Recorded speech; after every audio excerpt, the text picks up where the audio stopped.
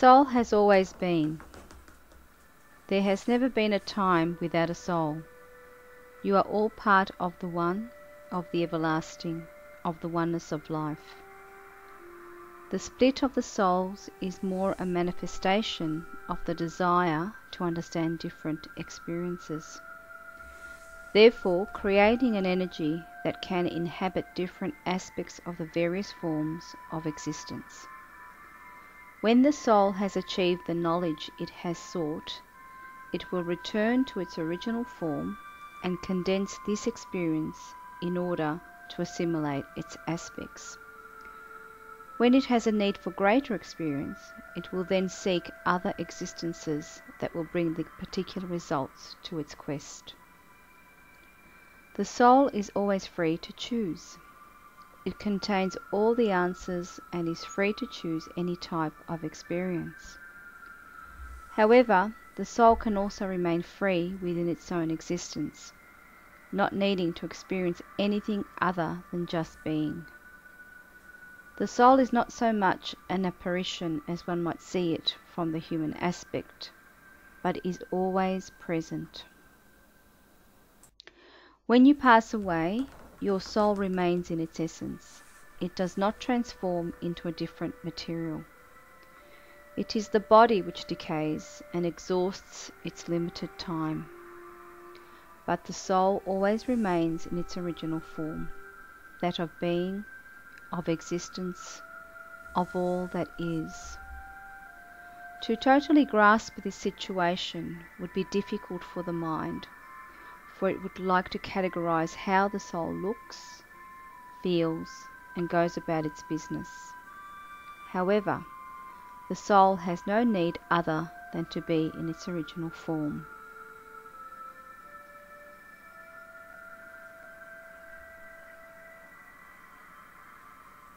It is a choice of free will. There is no need for experiences unless one wishes to experience a particular essence or particular way of having, of doing.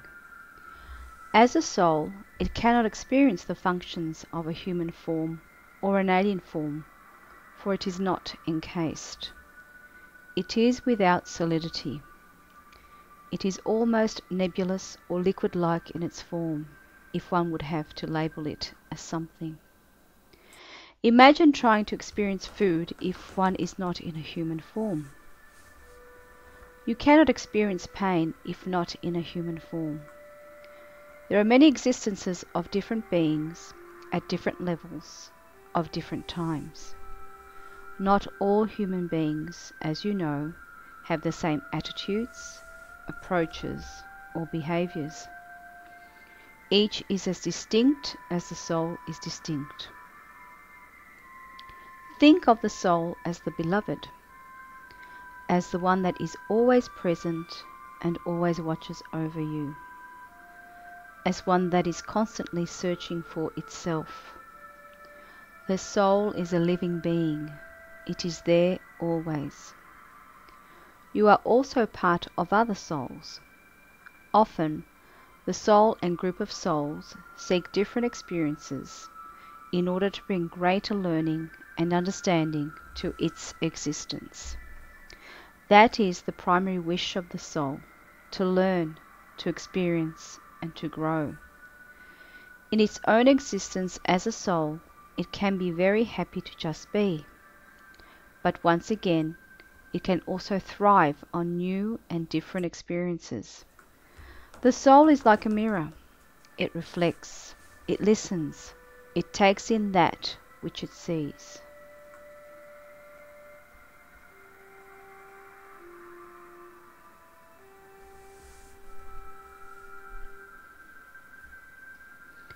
Each soul belongs to a different category. There are different levels of souls, all learning and becoming more experienced in what they are wishing to be.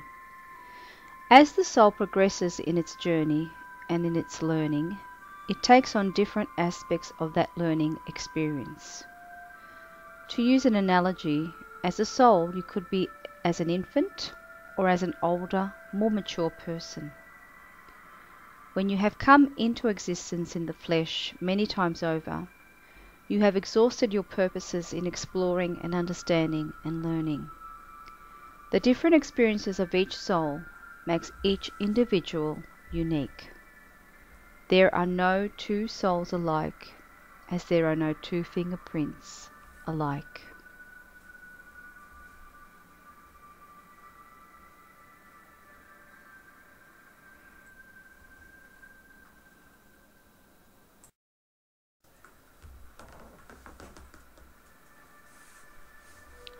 Firstly, it is without any malice that one comes into this world. Secondly, the soul chooses its lessons to aid its progression onto the next level of understanding. There are varying factors that come into play within an incarnation, such as the personality of the individual and what is required for the highest learning for the soul. In the case of the man called Hitler, it was, as you would say, his destiny to be that which he had to be. There were other factors within his makeup that accelerated his descent into a spiral that took him to a different elemental base. He was not only conscious of his decision at a soul level, but he was making the decision to enact a particular consciousness that the world needed for its development as a whole. There were elements working through the personality that were not only of humankind, but many supernatural involvements of which most people are unaware. Its development was obscure and originated from a darker sphere, and was not totally of the spirit. However, the soul within this individual made a choice, and knew its consequences very well. It is not a judgment, but rather just another step in the evolution of one's soul path. The soul is not always of the highest consciousness, for there are many developments for the soul to understand before it reaches its zenith.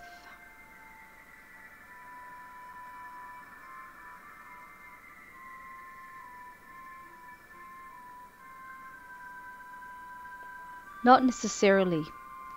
There are many other factors involved in the incarnation of a soul. The soul is not just one essence of itself, but an essence of many. Therefore, there are many essences to your soul. You are only one part. There are many out there like you who come into your sphere and make up your essence as a soul. The Hitler soul was one essence of its factor, but not the entirety of who it is. The birth of a soul is like the birth of a star. It has many, many factors and contains many, many deliberate actions. The remnants of a star are also still functioning, although it has fallen from its original form. The soul also is made of many particles, souls and forms. When your existence ceases upon the earth, you return to the original source of your formation. Therefore, you may exist upon many other planes in different form, but part of one soul. Or, if you wish to call them, a group that one belongs to.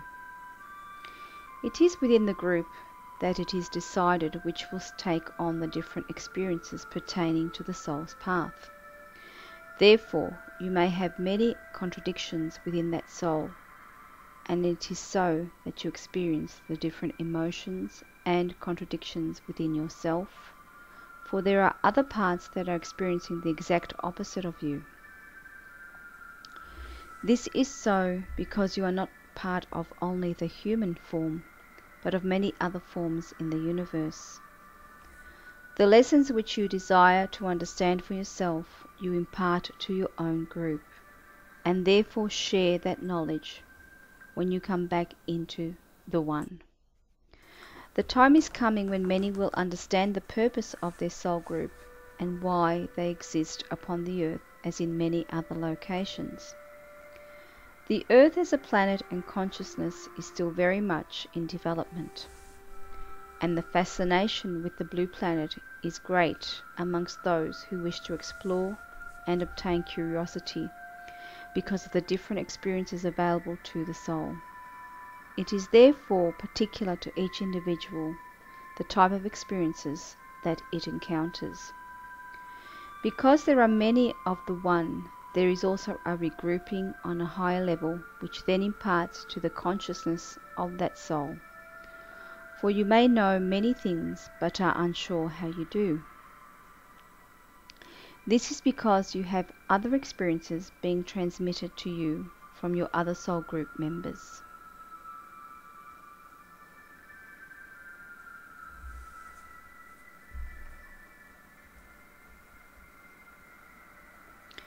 It is upon the termination of the physical that the different elements come together. However, it is not necessary to await the decomposure of each physical self, for the communication between the souls group continue at a higher level. You may experience communication in your dreams or in states of deep meditation, or when you come upon information you haven't heard of before, or are given information which you have been searching for by others that are part of your soul group unbeknown to you.